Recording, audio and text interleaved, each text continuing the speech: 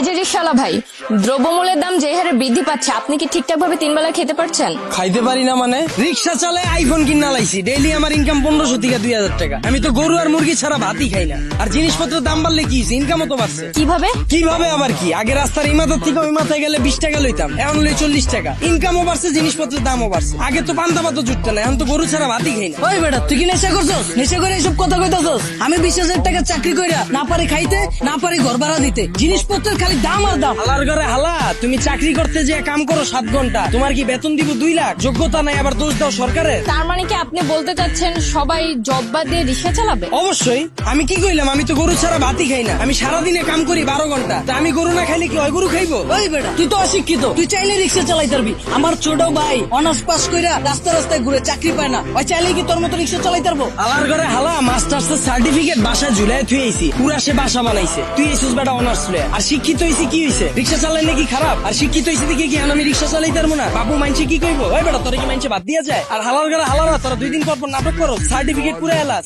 Honours masters pass করছো টাল্টিবাল্টি করে, চাকরি পাবি কইতে? যারা পাওয়ার হেরা পায়, এরা নিজেরা ওইভাবে তৈরি করে। তোরা 10 লাখ বেকার ঘুরো স্কিল লিগা, সরকারের দোষ দা স্কিল লিগা। তোরা যখন বুঝছস যে তগরে দিয়া পড়ালে হইব না, করতে গেছিস কে জোর করে? ও বুঝছি, সার্টিফিকেটের লেগা না? বিয়ার সময় যেন কইতে পারো যে আমি গ্রাজুয়েট, আমি ইঞ্জিনিয়ার, আমি শিক্ষিত। বন্ডামি বাদ দিয়া তোর বাইরে রিক্সা লয়ে বেরিতে। তার মানে আপনি কি বলতে চাচ্ছেন, আপনি নিজেও অনার্স মাস্টার্স কমপ্লিট করছেন, কিন্তু নিজেকে ওইভাবে তৈরি করতে পারেননি, যার কারণে আপনার জব হয়নি? হ্যাঁ অবশ্যই, মিছা কথা কমুকে। আমি নিজের ওইভাবে তৈরি করিনি, আমি জমও পাইনি, আমি রিক্সা চালাই না শুরু করছি। আর এই যে 10 লাখ বেকার ঘুরতেছে, একটাও কি বুকে হাত দিয়ে কইতে পারবো নিজে সর্বোচ্চ চেষ্টা করছে? আর এই যে 10 লাখ বেকার ঘুরতেছে, একটা বুকে হাত দিয়ে কইতে পারবো নিজে করে ওইভাবে তৈরি করছে, নিজে করে সর্বোচ্চ চেষ্টাটা করছে, তাও চাকরি পায় নাই? সারা রাত খেলছে কার্ড, সারাদিন গার্লফ্রেন্ডের সময় দিছে, ওরা চাকরি পাইবো কইতে? যারা পাওয়ার হেরা পায়। আর গ্রাজুয়েশন কমপ্লিট করছিস ভালো কথা, বইয়ের ব্যবসা কর, উদ্যোক্তা হ, ঝুঁকি ল, হাজার মানুষের লেগে রাস্তা খোল, এসব বন্ডামি বাদ দে। কিন্তু বাংলাদেশের মতো এরকম গরিব দেশে দ্রব্যমূল্যের দাম বাড়াটা কি স্বাভাবিক? ভাই খারাপ। এই দেশ গরিব দেশ কেটা কইছে আপনাদের? এই দেশে 150,000 কোটি টাকার সিগারেটই বিক্রি হয়। বিশ্বের ভিতরে 5 নাম্বার বিড়িখোর বাংলাদেশ।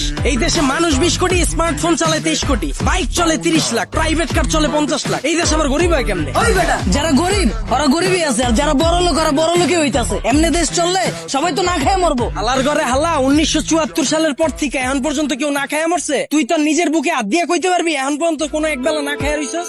হালার ঘরে হালা, 3 বেলা তো ভাত খাসি, লগে আবার বিকালের নাস্তাও মারা। আর যে কস জিনিসপত্রের খালি দাম বাড়তাছে, খামু কেমনে? জিনিসপত্রের দাম বাড়লে খাস কে, কিনস কে? বুঝে আমারে? তাহলে কি আপনি বলতে চাচ্ছেন সাধারণ মানুষ না খেয়ে থাকবে? এনে আপনি আবার সাধারণ মানুষ কই পেলেন? এনে তো সবাই অসাধারণ। আমরা সবাই বাংলাদেশি, আমরা সবাই এক। একটা জিনিসের যদি দাম বাড়ে, আমরা যদি এটা খাওয়া বা ব্যবহার করা বন্ধ করে দিই, দেখি ব্যবসায়ীরা কার কাছে বেচে। যখনই আমরা খবর পাই কালকে থেকে পেঁয়াজের কেজি 20 টাকা বেড়ে যাবো, ওই দিনে যাই আমরা দোকানে ভিড় করে আলাই, তো দোকানদাররা তো আমরা বুঝেই দিতাছি পেঁয়াজের কেজি 20 টাকা হোক আর